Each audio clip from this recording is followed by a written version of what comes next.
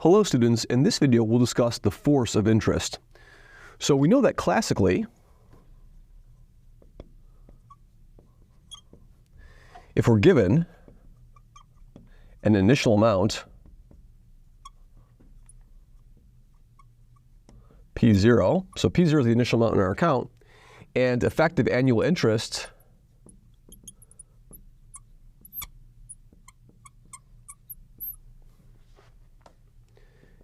of I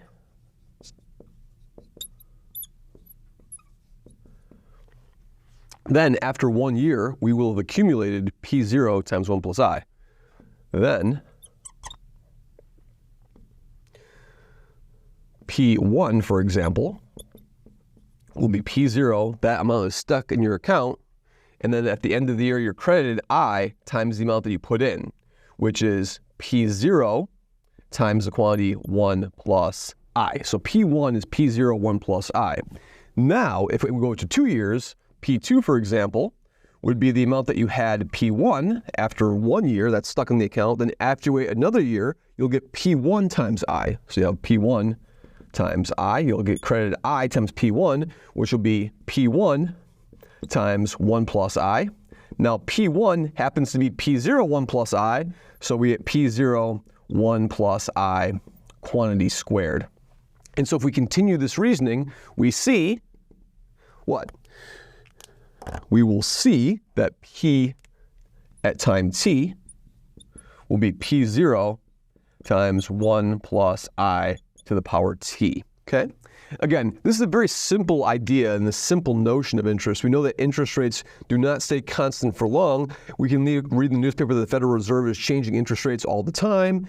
Basically, whenever the Federal Reserve meets, we know that mortgage rates change, we know that auto loan rates change, we know that interest rates change. So we need to figure out some way of being able to modify this formula over here to account for changes in interest rates.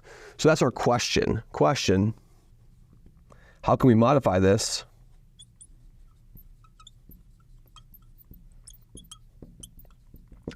to take account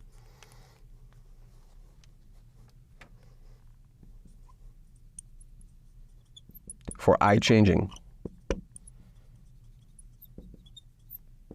Okay, so here's what we'll do.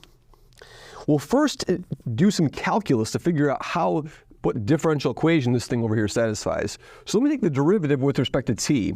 So if I do p prime of t, if I look at this constant equation over here, I'm going to get what? I'm going to get P0, then 1 plus I to the power t.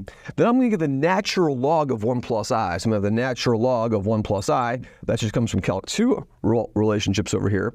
So in other words, what do we have? We have that p prime of t is nothing more than p of t, because this expression over here, this first expression over here is just p of t, and then times this constant 1 plus I of t. In other words, what this p prime satisfies, we can see from this that p prime of t is some number delta times p of t. So in other words, this account balance, according to this law, this very, very simple interest law, is going to satisfy the following first order separable differential equation. So we're going to use this over here as a guiding point to define the force of interest. So what's the force of interest? So define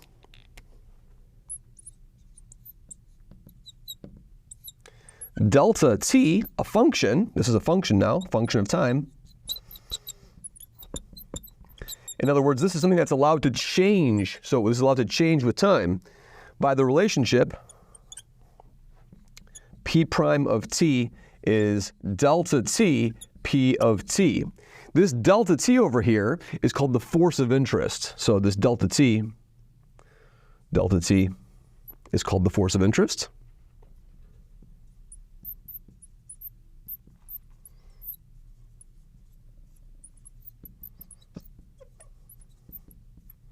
Okay. And so this is a differential equation I know how to solve, right? This is a separable differential equation over here. So I can write this as what? I can write this equation as dp dt is delta t times p. And separate this. This will become, this is equivalent to dp over p. The percentage rate of change of p, this is a very common quantity in finance, is what? Is delta t dt. Integrate both sides. and get the natural log of P. The natural log of P of t over P of 0 is going to be the integral from 0 to t of delta of s ds. And now I can solve for P of t. So what's P of t? The amount in my account after time t is going to be P of 0, what we started with, and then times the exponential of the integral from 0 to t of delta of s ds. So now I've derivative a formula that if I can find this force of interest formula over here, I'm able to find a formula for the amount in my account, assuming that the rate of interest is allowed to, delta of s is allowed to change. So as delta of s increases or decreases, I can get more or less accumulation in my account at a certain time.